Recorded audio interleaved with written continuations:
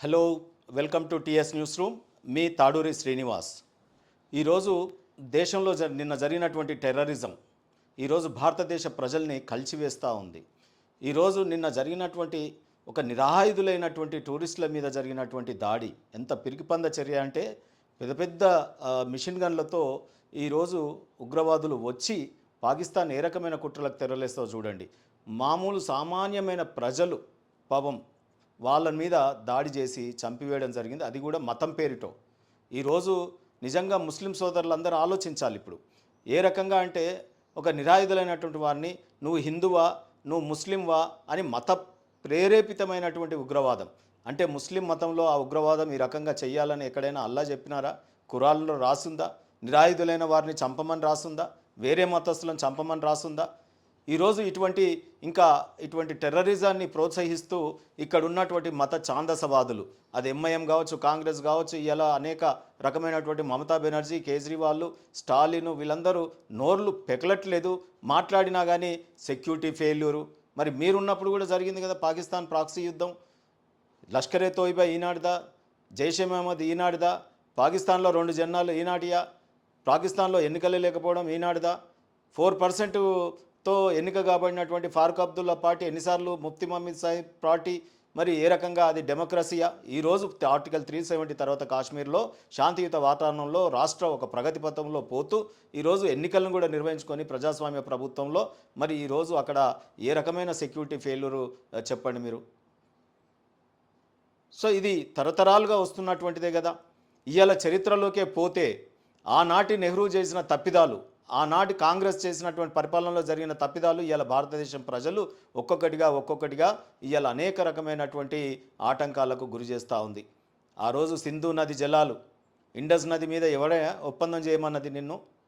ఆ రోజు నీ ఒక పవర్ను కాపాడుకోవడానికి అప్పుడు ప్రాంతీయ రాష్ట్రాలుగా చిన్న చిన్న రాజ్యాలుగా ఉన్నటువంటిది పటేల్ గారి సహకారంతో యునైటెడ్ ఇండియాగా మారి ఒక దేశంగా పరిపాలన గావిస్తున్నప్పుడు నెహ్రూ గారికి ఎక్స్పీరియన్స్ ఏంటంటే చిన్న చిన్న రాజ్యాలు ఉన్నాయి కదా, నేను ఇప్పుడు కొన్ని రాజ్యాలు కలిసిపోయినాయి కదా, ఇంతకు నేను చక్రవర్తిని అయితే అయిపోతుంది, మొఘల్ చక్రవర్తిలాగా, ఈస్ట్ ఇండియా కంపెనీలాగా నేను ఒక రాజులాగా పరిపాలించుకుంటే సరిపోతుంది. మిగతా భాగాలు జునాగఢ్ ఏమైతే ఏముంది, హైదరాబాద్ ఏమైతే ఏముంది, కాశ్మీర్ ఏమైతే ఏముంది, ఇష్టమున్న ఒప్పందాలు, తొందరగా ప్రైమ్ మినిస్టర్ కావాలి ఈ దేశానికి, మరి ఏ ఏ రాజ్యం ఏమైపోయినా పర్వాలేదు అన్నట్టుగా వ్యవహారం చేసినందుకే ఇవాళ ఇన్ని పరిశానలు వస్తూ ఉన్నాయి. స్వాతంత్రం సిద్ధించిన తర్వాత 1948లో పాకిస్తాన్కు ఒకసారి సింధు నది జలాలను భారత్ ఇవాళ ఇక్కడ ఆపేస్తే అన్నమో రామచంద్ర అని మనం బతలాడుకొని మళ్ళీ వాళ్ళు నీళ్ళని తీసుకుపోయినటువంటి సంగతి తెలిసి కూడా నెహ్రూ గారు వరల్డ్ బ్యాంక్ మధ్యవర్తిత్వంతో ఎలాంటి మనకు ఉపయోగము ప్రయోజనము లేనటువంటి అగ్రిమెంట్ ఎవరైనా చేస్తారా అండి? ఒక బైలాటరల్ అగ్రిమెంటు ఇద్దరి మధ్యలో ఒప్పందం జరిగితే ఇద్దరికీ ఇచ్చిపుచ్చుకునే ధోరణిలో ఉండాలి తప్ప కనీసం ఒక్క క్లాజ్ అయినా ఇండియాకు ఉపయోగపడేటటువంటి క్లాజ్ ఉందా? అది కూడా కరాచీకి పోయి ఆయన అయూబ్తో సంతకాలు పెట్టుకొని నువ్వు ఆ రోజు పాకిస్తాన్ ప్రైమ్ మినిస్టర్, దీదెన్ ప్రైమ్ మినిస్టర్, మరి ఆయనతో నువ్వు ఒప్పందం చేసుకున్నావు. మరి ఆ రోజు 1960లో కనీసం సంతకం పెట్టే ముందు ఇది నా దేశానికి ఏమైనా ఉపయోగపడుతుందా, ఇది ఎంత మేరకు ఇది చేస్తే రేపు చరిత్ర మనల్ని క్షమిస్తుందా అని ఏమీ ఆలోచన లేదు. ఆనాడున్న పరిస్థితికి వరల్డ్ బ్యాంకు తలొగ్గాలే. పాకిస్తాన్కు మొదటి నుంచి నీకున్న వాళ్ళతో దోస్తాని, కుటుంబాలతో దోస్తాని ఉన్నటువంటి దాన్ని నువ్వు ఏదో నెరవేర్చుకొని సంతకాలు పెట్టేసినావు. ఈరోజు సింధు జలాల ఒప్పందం అంటే ఏంటో మీకు ఒకసారి చెప్పే ప్రయత్నం చేస్తా టీఎస్ న్యూస్ రూమ్ ప్రేక్షకులకి. 1960లో ప్రధానమంత్రి జవహర్లాల్ నెహ్రూ గారు ప్రపంచ బ్యాంకు మధ్యవర్తిత్వంతో పాకిస్తాన్తో ఈ ఒప్పందం చేసుకోవడం జరిగింది.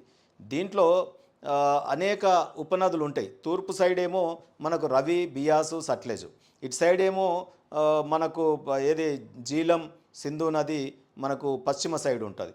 ఈ 2 నదులు మొత్తం కలిపి మనం సింధు నది లేదా ఇండస్ నది కింద మనం పిలుస్తాం. దీంట్లో ఎవడన్నా సంతకం పెడితే 80% నదీ జలాలు పాకిస్తాన్కు ఉపయోగం, ఓన్లీ మనం 20% మనకు ఉపయోగం. ఒక దిక్కు రాజస్థాన్ ఎడారైతుంది, పంజాబ్లో రైతులకు నీళ్లు సరిపోతలేవు, కాశ్మీర్లో ఇంకా తాగునీటి కటకటలు, తర్వాత అక్కడ వ్యవసాయానికి ఉపయోగపడే నీళ్లు, 3 రాష్ట్రాలకు ఎగనామం పెట్టి మన దగ్గర పాకిస్తాన్కు నీళ్ళు ఇచ్చేసినాం. వాళ్ళు ఈ నీళ్ళ మీదనే ఆధారపడి పంజాబ్ తదితర రాష్ట్రాలలో గోధుమల పంట కానీ వరి పంట కానీ ఇవాళ పత్తి పంట కానీ పాకిస్తాన్ మొత్తం వ్యవసాయం ఆధారపడిందే ఈ యొక్క నది మీద, మన భారతదేశం భూభాగంలోంచి వెళ్ళేటటువంటి నది జలాల మీద ఆధారపడి. ఇంతెందుకు తాగునీటిది కూడా, లేదా చేపల పెంపకం కూడా, ఈ రకమైన అనేక రకమైన ఉపయోగాలు పొందుతూ ఇవాళ మన దగ్గరికి వెళ్ళి నీళ్ళని తీసుకుంటే మన దగ్గర రక్తం పారిస్తూ ఉంది. మనం వాళ్ళకి నీళ్ళని పారిస్తూ ఉంటే మన దేశంలో వాళ్ళు రక్తపాతాన్ని పారిస్తూ ఉన్నారు. ఇదే రక్తం తీసుకుపోయి ఆ నదిలో కలిపి ఆ కొడుకులకు తాగబెట్టాలి అసలు. అరే చరిత్రలో ఎన్ని తప్పులండి. కాంగ్రెస్, నెహ్రూ ఈ రకమైనటువంటి అనేక రకమైనటువంటి భారతదేశాన్ని తాకట్టు పెట్టి ఆ కుటుంబం ఒక పరిపాలన ఉంటే చాలన్నట్టుగా వ్యవహారం చేయడం జరిగింది. ఒప్పందానికి ముందు పరిస్థితి ఏంటి? 1947 ముందు ఈ నది మీద ఏమైనా ఒప్పందం ఉందా?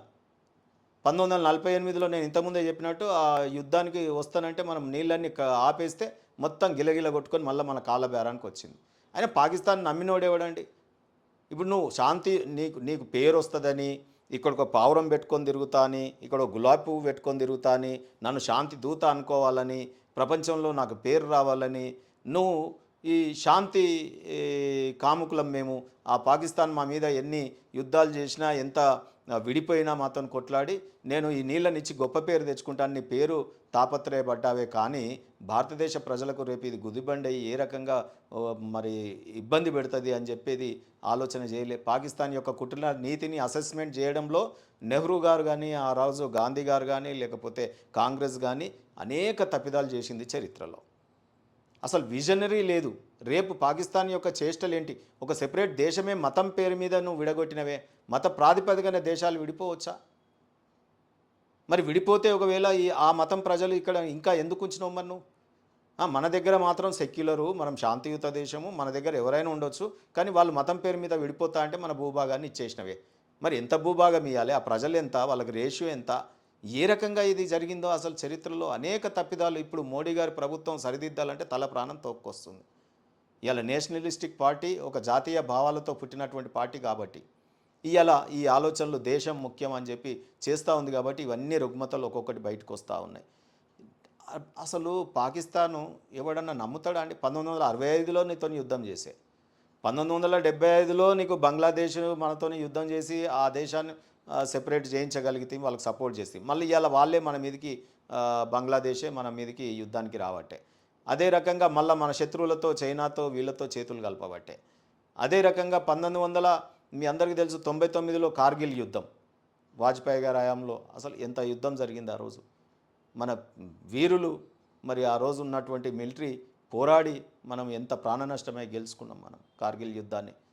అటువంటి పాకిస్తాన్ని అసలు ఎవరైనా నమ్మొచ్చా? ఈరోజు మీరు ఒకటి కూడా గమనించాలి, ప్రపంచంలో ఎక్కడైనా యుద్ధాలు కానీ మత ప్రాతిపదికమైనటువంటి టెర్రరిజం కానీ ఉంది అంటే అది ముస్లింలు నివసిస్తున్న దేశాల్లోనే. ఇలా లండన్లో కావచ్చు, యుఎస్ఏలో కావచ్చు, భారతదేశంలో కావచ్చు, ఇంకా తదితర దేశాలలో అన్ని మతాలు ఉన్న వాళ్ళ దగ్గరనేమో ఏమీ ఉండదు, వాళ్ళు ఇంకా మంచిగా ఉంటారు, పైగా టెర్రరిజానికి ఎగబడతారు. అదే ముస్లిం దేశాలలో కొట్టుక చస్తారు వాళ్ళకు వాళ్ళే. ఎక్కడ సుఖంగా ఉన్నారు చెప్పండి వాళ్ళు? ఇవాళ పాలస్తీనా ఇజ్రాయెల్ మీద దాడి చేస్తే ఇజ్రాయెల్ ఏ రకంగా గాజాని మొత్తం నీలమట్టం చేసింది. ఇవాళ మనం పోతే పక్కనున్న ఈ కమ్యూనిస్టులు మాట్లాడుతూ ఉంటారు, చైనాను ఆపగలుగుతావా నువ్వు? మిగతా కమ్యూనిస్ట్ దేశాలను అక్కడెక్కడో పుట్టినటువంటి సిద్ధాంతాన్ని తీసుకొచ్చి ఇలా భారతదేశంలో వేరే దేశాలలో పుట్టినటువంటి సిద్ధాన్ని, నేషనలిస్టిక్ ఐడియాలజీతో పుట్టిన బీజేపీని మాత్రం మతపరమైనటువంటి పార్టీగా, అసలు పేరులోనే ఎంఐఎం అంటేనే మజ్లిస్ ఇత్తేహాదుల్ ముస్లిమీన్ పార్టీ, ఆ పేరులోనే ముస్లిం అనే పార్టీ ఉంది. అసలు ఏ రకంగా ఈ టెర్రరిజాన్ని ప్రోత్సహిస్తారు? ముస్లిమ్స్ కూడా ఆలోచించాలి. ఖురాన్ అదే చెప్పిందా? ఈ రకంగా దాంట్లో మీ ముస్లిం మతంలో ఇస్లామిక్ దేశం అంటే ఇట్లనే ఉండాలనా? కొట్టుక చేస్తేనే ఇస్లామిక్ కంట్రీ అంటారా? ఇవన్నీ కూడా ఆలోచన చేయాలి కదా. మన దురదృష్టం ఆ నెహ్రూ మొదటి ప్రధానమంత్రి కావడం, అనేక రకమైనటువంటి కాశ్మీర్లో 2 జెండాలు ఎగురవచ్చు అనడం, కాశ్మీర్కు ప్రధానమంత్రి ఉండవచ్చు అనడం. ఆ రోజుల్లో ఏదైతే తొందరగా నేను పోయి ప్రధానమంత్రి సీటు మీద కూర్చోవాలి, పీఓకే ఉండని, కాశ్మీర్ని ఆకుపై చేయని, ఏమన్నా చేయని, ప్రధానమంత్రి అయిపోవాలి, ప్రమాణ స్వీకారం చేయాలి, జల్దీ పరిపాలనకు రావాలి అనేది ఆయన యొక్క కాంక్ష. ఈరోజు నెహ్రూ ఒప్పందం ఎందుకు చేసిరు? అసలు ఆయన నేను ఇంతకుముందే చెప్పినట్టు శాంతి దూతగా మొత్తం నోబెల్ బహుమతి తెచ్చుకుందామనే ఉద్దేశంతో చేశాడే తప్ప ఆ ఒప్పందంతో మన భారతదేశానికి ఎటువంటి లాభం లేదు. ఈరోజు జల విద్యుత్తు, ఈరోజు పాకిస్తాన్కు కనుక సింధు నది జలాలు లేకపోతే జల విద్యుత్తు ఉండదు. ఇంతకుముందే చెప్పినట్టు వాళ్ళు మొత్తం కరువుతో కొట్టుమిట్టాడతారు. అక్కడి ప్రజల్ని ఇప్పుడు మనం చేయాల్సింది ఏంటంటే, అందరూ అంటారు భారత్ వెంటనే లేదు, సంయమనంతో ఆలోచించి మన టైం వచ్చినప్పుడు మన సర్జికల్ స్ట్రైక్స్ లాగా ఇవాళ భారతదేశం మోడీ గారు, అమిత్ షా గారు, మన సెక్యూరిటీ వీళ్ళందరూ కలిసి హై లెవెల్ మీటింగ్ పెట్టుకున్నారు. మనం ఇమీడియట్ తొందరపడి యుద్ధానికి పోవాల్సిన అవసరం లేదు. ఇది ఏంటంటే పెద్ద కుట్ర జరుగుతుంది. కొన్ని దేశాలు, మన వ్యతిరేక దేశాలు కలిసి కుట్ర పన్నీరు. ఎందుకంటే థర్డ్ ఎకనామికల్ కంట్రీగా మనం మారబోతా ఉన్నాం. సో ఆ మారే దశలో కనుక మనకు యుద్ధానికి వస్తే, ఇటు బంగ్లాదేశ్, అటు పాకిస్తాన్తో, ఇటు చైనాతో యుద్ధం కనుక వస్తే మనం ఎకనామిక్స్లో మొత్తం కింద పడిపోతాం. కాబట్టి ఇటువంటి కుట్రలు కూడా చేస్తూ ఉన్నారు.